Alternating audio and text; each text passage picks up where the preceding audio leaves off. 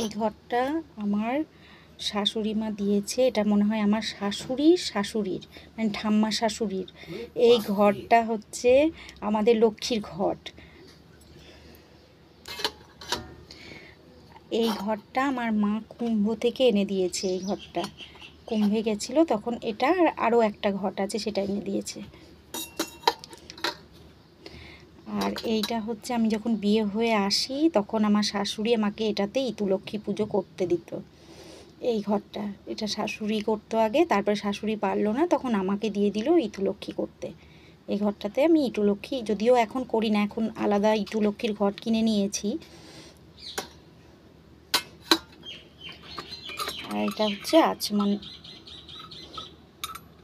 এটা কেনা, বাড়ির কেনা।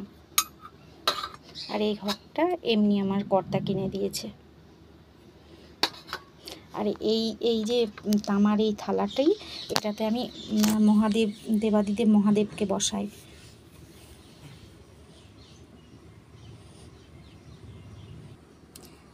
এটা হচ্ছে তামার তাম্রকুণ্ড, এটার উপরে আমি এই শাশুড়ির দেওয়া ঘরটা বসাই। এটার উপরে এটা আমি কিনেছি।